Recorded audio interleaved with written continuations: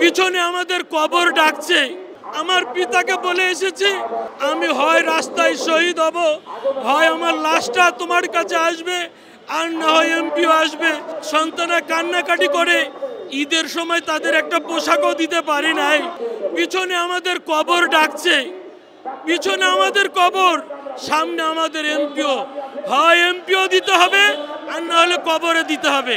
এই দুটাই কাজ। এই আশাবাদ ব্যক্ত করে আর কত বলতে পারছি না, শরীর দুর্বল। আজকে 25 দিন, এই 25তম দিনে একাধারে এই রাস্তাতেই শুয়ে আছি। কখনো খেতে পাই, কখনো রাস্তার মানুষ খেতে দেয়, কখনো দেয় না।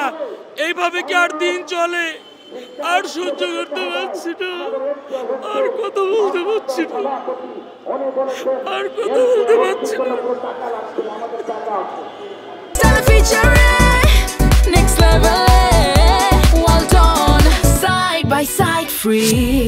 আর সহ্য করতে পারছি না, কত বলতে পারছি না। শরীর অসুস্থ হয়ে গেছে।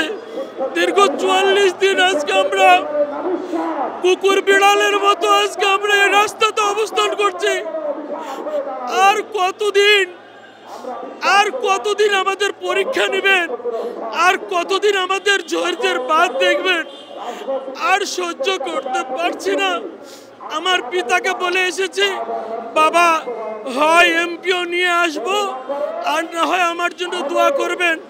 আমি হয় রাস্তায় শহীদ হব, হয় আমার লাশটা তোমার কাছে আসবে, আর না হয় এমপিও আসবে। নইলে আর এই বুক আর সমাজে দেখাতে পারছি না। সন্তানরা কান্নাকাটি করে, ঈদের সময় তাদের একটা পোশাকও দিতে পারি নাই। আর কতদিন এই লাঞ্ছনার বোঝার, কতদিন? হয় আমাদের পথ দুইটা, হয় এমপিও নিয়ে যাব, আর না হয় রাস্তায় আমাদের মরতে হবে। মরা ছাড়া আর আমাদের আর কয়টা বছর আমাদের চাকরি আছে? আর মাত্র হয়তো 7-8টা বছর হয়তো চাকরি করতে পারবো। আর তাছাড়া তো আমাদের কোনো উপায় নাই। পিছনে আর ফেরার সুযোগ নেই। আজকে আমাদের কোনো অভিভাবক নেই। আমরা এক মুঠো ভাত আমার সন্তানদের হাতে তুলে দিতে অপারগতা প্রকাশ করছি। একটা সন্তানকে একটা পোশাক কিনে দিতে পারি নাই। আজকে 25 বছর নন এমপি অবস্থায় আছি। মাস্টার্স পাস করেছি 2000 সালে মাস্টার্স পাস করে এখনো অর্ধাহারে অনাহারে আমাদের জীবনযাপন চলছে। শিক্ষক, আজকে আমরা শিক্ষক নামের কলঙ্ক হয়ে গেছি। আর যে শিক্ষক ডক্টর ইউনূসকে শান্তিতে নোবেল পুরস্কার পেয়ে উনি আজকে আমাদের যে প্রধান উপদেষ্টার দায়িত্ব পালন করছেন, তার কাছে শুধু আমাদের একটাই দাবি, তিনি আমাদেরকে একটা সান্ত্বনা দিয়ে এমপিও দিয়ে বিদায় করবেন। এটা আমাদের আশা। একটাই দাবি, শুধু দুমুঠো ভাত, দুমুঠো ডাল ভাত খেয়ে বেঁচে থাকতে চাই। আমাদের দাবি একটাই, অন্য কোনো দাবি নেই।